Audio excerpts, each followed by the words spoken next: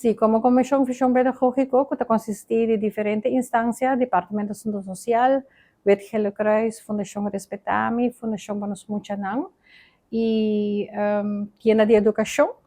Nos ha sacado de 3 años, que nos estaba haciendo campaña aquí. Nos está sumamente contento con la reacción que nos recibí, nos realiza trabajando na conscientizar, no está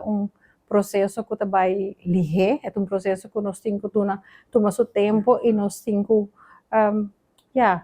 compartilhar a informação e queda consistente para a comunidade vai reflexionar e para ponto na que nós trazemos para adiante. Nós realizar que nós quer ainda tem mensagem que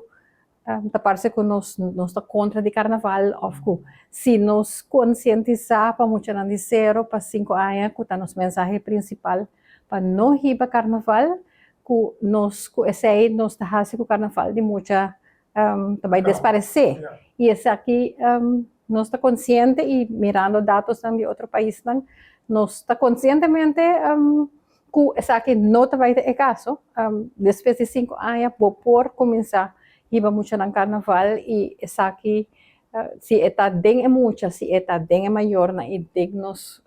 parte de nossa cultura, essa aqui não afeta nenhum carnaval de muita nem carnaval de gente grande.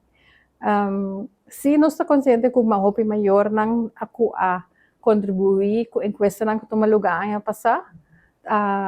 basta consciente que eigenlijk nós está propagandando e ponto aqui que não está sano, com não está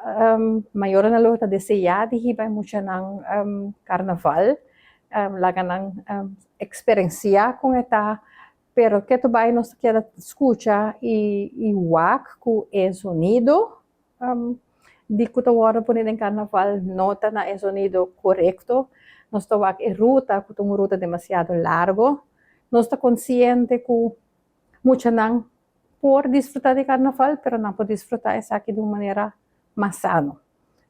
O doelgroep aqui, o grupo de meta aqui de 0 para 5, vários de nós trabalhando creche, vários creche nós está organizando parada chiquito, na horário nós está mais adequado, muito não chiquito, e porta lugar indoors onde nós podemos celebrar com bailamento, com música e experienciar a sensação de carnaval sem estar durante parada largo, com parada de ruta de carnaval de gente grande praticamente.